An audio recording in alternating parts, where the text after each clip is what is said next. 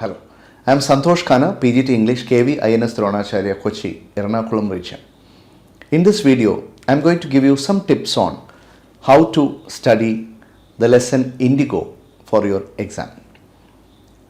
Indigo is a chapter written by Louis Fisher. This chapter is taken from Louis Fisher's biography of Mahatma Gandhi titled The Life of Mahatma Gandhi. In this chapter, there are many incidents, many sequence of activities undertaken by Gandhiji in getting justice to the Champaran indigo sharecroppers. So some of the students may be confused about where to start, how to organize the points while studying. So here are some tips. Put the chapter, the lesson, into three parts. Part 1 is about Gandhiji's journey from Lucknow to Calcutta, Calcutta to Champaran.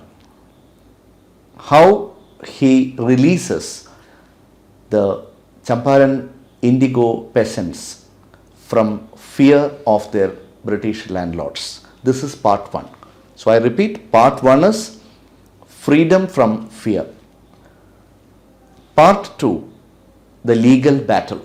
How Gandhiji fought for the indigo sharecroppers legally against the British. That is the second part of the lesson. Then we have the third part where we find the social and cultural reforms undertaken, initiated by Mahatma Gandhi. So 3 phases or stages or parts. Releasing the peasants from fear, that is freedom from fear. Second, the legal battle against the British landlords. Third, social and cultural reforms under the leadership of Mahatma Gandhi. So in the first part, you will find Louis Fisher meets Gandhi in 1942 at Sevagram, which is in the present Maharashtra, and asks Gandhiji about his life in India from 1916 onwards. So the story goes to the flashback.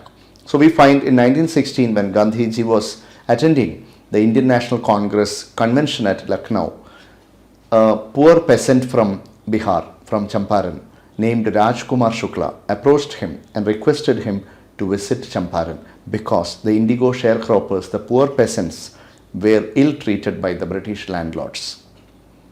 And what is that indigo sharecroppers problem? It is very clearly given in the textbook. Please read that part. How the land where these peasants were cultivating crops, they were forced to cultivate indigo. And how the British people came to know about the synthetic indigo, and they wanted compensation, and many poor peasants paid them, and when they came to know that they were cheated, they wanted their money back. You can read the chapter and get this, learn that part very well, because this is full of facts. The Teen Katia system, that is the Champaran sharecroppers problem. So Gandhiji is accompanied by Rajkumar Shukla, and they both board a train from Calcutta to Bihar. They go to Patna first, the capital of Bihar, where Gandhiji and Shukla visit Rajendra Prasad's house. And in one of the incidents there, Gandhiji realizes the prevalence, the practice of untouchability in Indian society, which pains him. So we are still in part 1. Continue from there. From Patna, Gandhiji goes to Muzaffarpur with Rajkumar Shukla.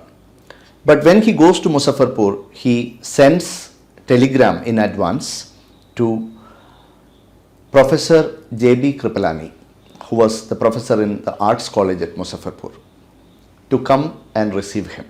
So when Gandhiji reaches Muzaffarpur, Professor Kripalani and his students and many others welcome Gandhiji. He consults the lawyers and people of Muzaffarpur and studies the problem of indigo sharecroppers, because he knows that he needs to have his facts right. That's the quality of a good leader. A good leader, a great leader, is never impulsive. They study, they do their homework very well before they make any statement or get into any social reform. So in Muzaffarpur, Gandhiji comes to know that many lawyers have represented this case earlier, and Gandhiji tells them that in this battle for justice to the poor peasants, my first priority is not to take this case legally. Please remember, Gandhiji himself was a lawyer, but he studies the situation in a different way and realizes that the peasants of Champaran are so crushed and fear-stricken that the first priority for him is to release them from fear. Accordingly, Gandhiji goes to Champaran from Muzaffarpur. What does he do in Champaran? He meets the British Landlords Association secretary, who orders Gandhiji and tells him to quit Champaran. He also tells him that you are an outsider, I don't want to give you any information. But Gandhiji replies in his characteristic style. He says, I am not an outsider, I am in my own country. He then visits the British official commissioner of Tirhut division, who threatens Gandhiji, bullies him and tells him to quit Champaran immediately. Gandhiji disobeys the order. He knows that it will be followed by some official notice. From this point, he goes to Motihari and stays in one of the houses there and starts working from there, using that place as his headquarters. That time, he comes to know one of the peasants has been ill-treated by the British landlords. So Gandhiji goes to the village to see that peasant. But on the way, he receives a notice from the British police superintendent, which he was expecting. In the official notice, it is written, Gandhiji has to quit Champaran immediately. So Gandhiji signs the receipt of that notice and writes there, see his courage, his guts. He writes, I won't quit Champaran. But he is not a leader, as I told you, who is impulsive, who is carried away by the support from the masses. He knows very clearly what step he is taking at every point. He knew very well, when I have written on the official notice that I won't obey your order, the next thing that's going to happen is he is going to get a court summons, which happens. Gandhiji is called to the court for trial. He does all the planning in advance. He informs the British Viceroy about the situation going on in Champaran. He sends a telegram to Rajendra Prasad to come to Bihar with influential friends.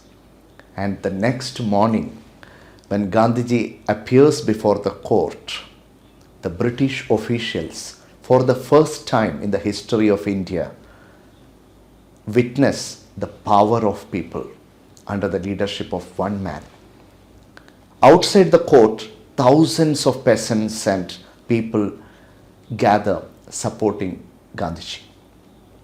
The British officials are confused and anxious. So they decide to postpone the trial. But Gandhiji disagrees. He says the trial must be conducted immediately. So during the trial, when he is asked why he is not obeying the order, Gandhiji says, there are two courts of law I am loyal to. One, the one where I am, the court where I am with the justice and the prosecutor.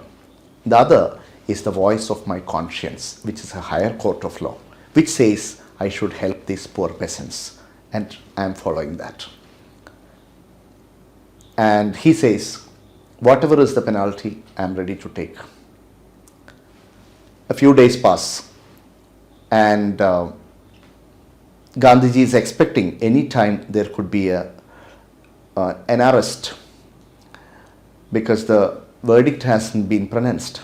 So he tells all his influential friends and lawyers, he asks them, what will you do if I am arrested? But to his surprise, they say, we would drop the whole protest, which angers Gandhiji. and he says that, why are you dependent on one person? Why can't you continue with the protest even in my absence? They realize the sacrifice that he is doing for the people of Champaran, and they unite and they come back and tell Gandhiji, even if you are arrested, we will continue protesting against the British landlords. We will be with you. That moment, Gandhiji says, yes, I have been able to liberate you from fear. The battle of Champaran is definitely won. We have already got the victory because psychologically you have become stronger. Within a few days, he gets a message from the lieutenant that the case against him has been dropped. This is part 1. Now coming to part 2, the legal battle. Now since the peasants have been liberated from fear, released from fear, Gandhiji knows that the next plan of action is taking up the case legally. So along with his friends, lawyers and others, he starts collecting grievances, evidences from all over Champaran. And the whole area started throbbing with this active participation of people fighting for the cause of the indigo sharecroppers. 10,000s of depositions are noted down, and all these facts are collected. And Gandhiji gets a call from the Lieutenant Governor, who, after a long discussion with Gandhiji, decides to appoint an official commission of inquiry, which will have government officials, British landlords on one side, and on the other side, just one man, Mahatma Gandhi, representing the sharecroppers of Champaran. The inquiry starts, and the amount of evidence that Gandhiji has been able to produce clearly makes the British landlords realize the fact that they are going to lose the case. So the next step is, there is a bargain, there is a negotiation that goes on regarding how much amount they should refund to the indigo sharecroppers or peasants. The negotiation ends where they are ready to refund 25% of the money collected, and the settlement is unanimously accepted. Gandhiji explains to the peasants that don't worry about the amount that you have received back. When the British landlords, who were once thinking that they were above the law, when they are ready to give back even 25% of the money collected, they are not just giving the money alone back, they are surrendering their prestige as well. So in a way, that is our victory. So the peasants for the first time learned that we can fight for our rights. They learned courage. So the Champaran battle, legally, Gandhiji wins, and the peasants get back the money that has been extorted from them by the British landlords. The third part and the final part, social and cultural reforms in Champaran initiated by Mahatma Gandhi. See, the purpose for which he had come to Champaran is already served. Indigo sharecroppers have got back their money. But Gandhiji was not happy to see the social and cultural backwardness of the villages of Champaran. So he extended his stay, wanted to do something genuinely for the people. He started gathering people again, and 2 areas he started working on. One is education and the other is health and hygiene. For improving the state of education, he started appealing to teachers. Mahadev Desai and Narhari Parikh joined Gandhiji. His wife Kasturba Gandhi and his youngest son Devdas joined him, and many from different parts of India came to Champaran to help Gandhi. And they opened primary schools in 6 villages. Kasturba Gandhi taught ashram rules, cleanliness, hygiene, etc. And coming to the health and hygiene part, Gandhiji called a doctor to volunteer his services for 6 months. Medicines were made available and awareness programs were conducted. Look at the vision of a leader. Look at the humanitarian concern of Gandhi. Gandhiji's politics was very much about the practical issues of day-to-day life of common man. Rajendra Prasad, who later became the President of India, beautifully talks about Gandhiji in one line, that Gandhiji read Indian mind very well. Thank you. Prepare well. All the best.